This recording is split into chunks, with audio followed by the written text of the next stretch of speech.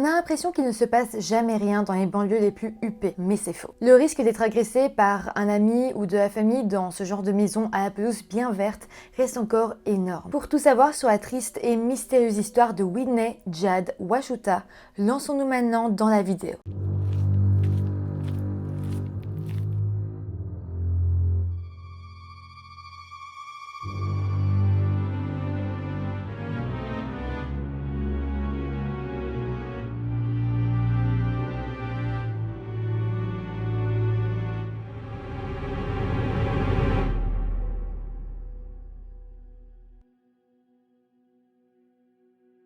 Hello tout le monde, j'espère que vous allez bien. Je suis actuellement à Los Angeles, comme vous le savez sûrement.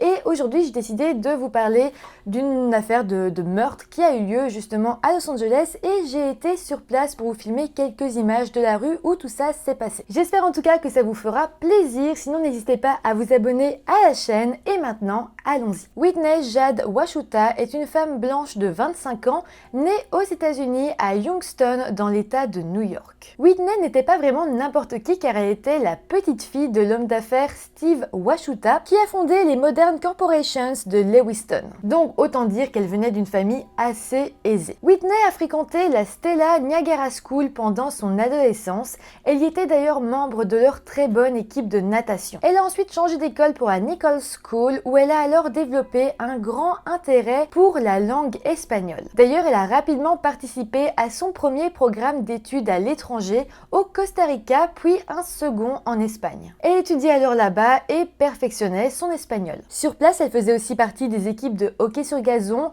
de cross ainsi que de basketball. Vous pouvez donc voir que Whitney était aussi une femme très intelligente. Ensuite, tout au long de ses études à l'université, elle a reçu les plus hautes mentions. Elle a aussi repris des prix qui la récompensaient pour ses résultats, mais aussi pour sa façon d'être, sa gentillesse avec toutes les autres personnes de son école. Aussi, pendant ses années à l'université, elle a participé à un nouveau programme d'échange pour cette fois aller étudier au Mexique. D'ailleurs, sur place, elle va tout simplement tomber amoureuse du paysage ainsi que des gens et de leur culture. Quelques temps plus tard, elle va alors être diplômée. En 2012, elle habitait alors la côte est des États-Unis et c'est cette année-là qu'elle va décider de déménager avec sa sœur qui s'appelle Jolie. Toutes les deux se sont alors rendues jusqu'à Los Angeles pour y vivre. Elle s'est alors installée dans une maison qu'elle louait dans l'un des endroits les plus huppés de Los Angeles, c'était à West Hollywood. Elle habitait alors dans le bloc 8700 à Rosewood Avenue, un endroit calme avec un voisinage assez aisé. Sur place, Whitney aidait les étudiants du monde entier à perfectionner leur anglais. Ici, dans cette vidéo, on va évidemment parler du fait que oui, parfois il peut y avoir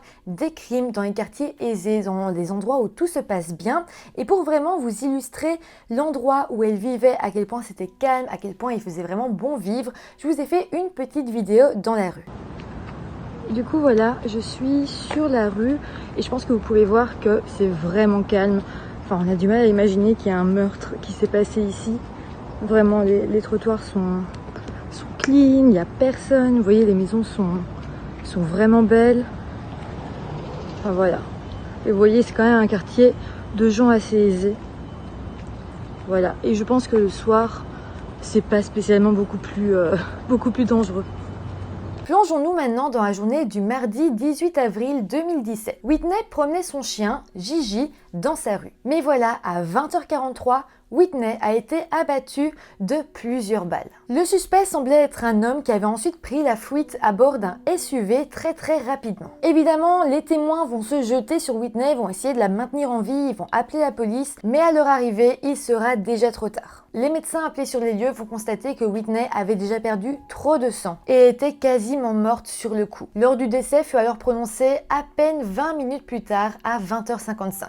Ce qui est assez fou, c'est que quelques minutes après le meurtre, une voisine a croisé la route de Jolie, la sœur de Whitney. Elle était en fait en train de rentrer chez elle et la voisine lui a fait part du drame qui venait de se passer et Jolie lui a comme dit « Non, c'est pas ma sœur, c'est pas possible, enfin... » Non, c'est sûr que c'est pas elle, vous vous trompez. Sauf que la voisine a un petit peu insisté en disant si je pense que vraiment c'est votre sœur, elle s'est fait tirer dessus. Et Jolie, elle de son côté, elle insistait en disant non, c'est sûr c'est pas ma sœur. Et même quand la voisine va dire bah j'ai quand même vu le chien de votre sœur tout seul en train de marcher dans la rue, en train de errer, eh bien Jolie dira non, c'est sûr, c'est pas elle, catégoriquement, et elle rentrera chez elle. En fait, elle était complètement dans le déni, elle voulait pas du tout croire qu'il pouvait être arrivé quelque chose à sa sœur dans ce quartier-là, et c'est seulement plus tard où elle va être obligée de faire face à cet événement. Bon, sinon, évidemment, la police, de son côté, ne va pas rester sans rien faire. Les témoins vont indiquer par où le SUV était parti et évidemment, les policiers vont se mettre à ses trousses. Je répète qu'on est vraiment dans un très bon quartier de Los Angeles.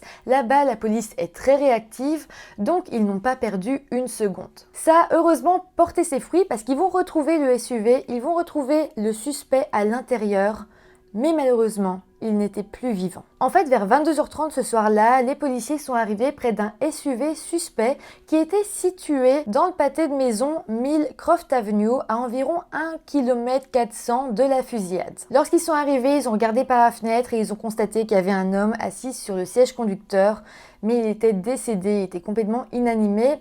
Et en plus, on va se rendre compte qu'il s'était tiré une balle dans la tête. Cet homme sera rapidement identifié comme étant Kyle Patrick Ramsey, un homme blanc de 27 ans vivant à Pacific Palisades, une zone située au bord de l'océan, pas très loin de Santa Maria, et qui est un quartier résidentiel lui aussi très huppé. De plus, la police déterminera que le SUV que possédait Kyle avait été loué au préalable.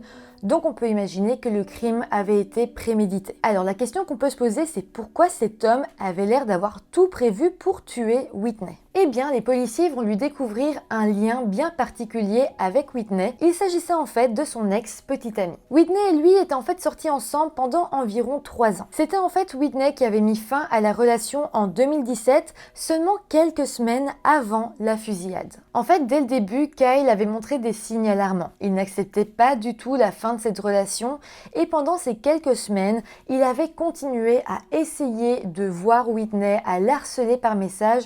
On comprend bien qu'il voulait vraiment la récupérer, mais pas forcément de la bonne façon. En fait, Kyle lui envoyait tellement de messages que c'en était de l'harcèlement pur et dur. En fait, les policiers, après la fusillade, vont interroger les voisins de Whitney et un des voisins va expliquer avoir vu une grosse dispute entre Whitney et Kyle seulement quelques jours, quelques semaines avant la fusillade. En fait, quelques semaines avant, Kyle était arrivé chez Whitney avec des fleurs et des cadeaux dans les bras. Il avait sonné à sa porte, mais évidemment, Whitney, qui était harcelé par lui avait fermé la porte au nez. Kyle avait alors insisté, il avait sonné, il avait toqué et finalement Whitney était revenue et les deux avaient eu une énorme dispute comme ça dans la rue devant leur maison, chose qui n'arrive jamais dans ce genre de quartier, je précise. Et la dispute, selon ce voisin, était très violente, pas forcément dans les actes, mais vraiment dans les mots. En fait, ce qui est assez dingue, c'est que de base, Whitney n'était pas du tout ce genre de personne. Elle s'énervait jamais, elle était toujours calme, et on se rend bien compte que c'est Kyle qui la poussait à bout. D'ailleurs, le propriétaire de sa maison avait pris la parole au moment des faits et avait dit « Whitney était une belle jeune fille qui n'avait jamais fait de mal à personne.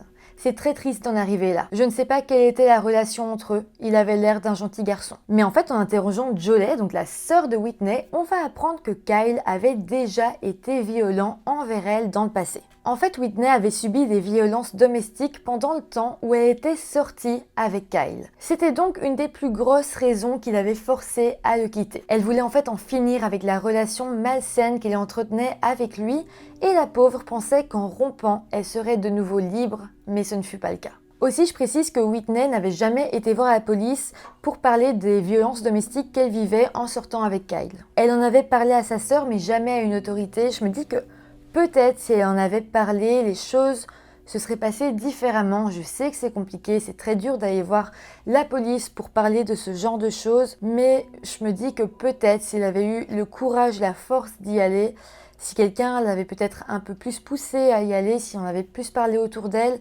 peut-être qu'elle serait encore vivante aujourd'hui. Ou peut-être pas, je ne sais pas. Mais bon, je pense que dans tous les cas, ça aurait été intéressant qu'elle puisse aller voir la police avant. Sinon, sur le faire-part mortuaire, sa famille lui avait vraiment rendu un très bel hommage. Je vais pas tout vous lire, mais je vais vous lire un extrait. Whitney était une beauté aux yeux bleus charmants, élégant, désintéressé et réfléchi. Connue pour son grand sourire et sa nature gracieuse.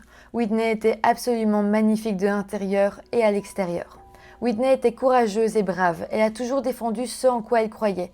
Elle était l'énergie apaisante de sa famille et une compagne fiable pour tous ses amis. Aussi, au moment de la mort de Whitney, sa famille a vraiment tenté de faire un geste pour aider les autres. En fait, ils n'ont pas voulu que les gens apportent des fleurs à l'enterrement, mais à la place, ils ont ouvert une cagnotte et ils ont demandé de mettre de l'argent à l'intérieur pour aider à continuer les recherches sur la maladie de Lyme. En fait, ils voulaient en tirer quelque chose d'un minimum positif, je ne sais pas si je peux dire ça comme ça, mais en tout cas, ils voulaient que ça se termine peut-être sur une meilleure note. Alors oui, ici l'histoire se passait à West Hollywood, un quartier calme, peuplé de gens riches qui ne posent pas souvent trop de problèmes. En fait, vivre dans un beau quartier, ça protège pas du tout le fait de pouvoir être victime d'une personne bien plus proche de nous. Tout simplement, le degré de richesse n'empêche pas du tout la violence domestique, la violence qu'il peut y avoir à l'intérieur d'une même famille ou à l'intérieur d'une maison. On a souvent tendance à oublier qu'en règle générale, la plupart des personnes qui se font assassiner par un membre de leur entourage. C'est plus rare dans mes vidéos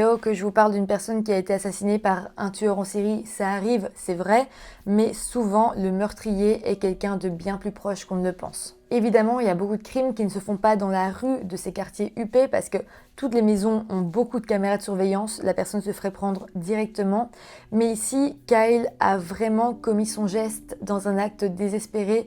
Il n'en avait rien à faire en fait qu'on le retrouve parce qu'il voulait juste mettre fin à ses jours, donc il voulait mettre fin à ses jours et prendre avec lui son ex-petite amie.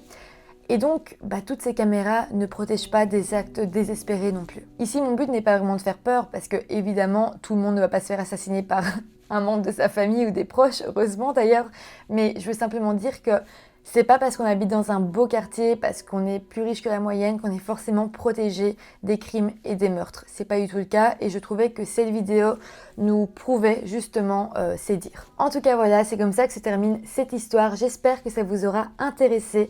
N'hésitez pas à vous abonner à la chaîne si ce n'est pas encore fait, à mettre un petit pouce en l'air, ça m'aide énormément. Et moi, je vous retrouve très bientôt pour une nouvelle vidéo. Bye!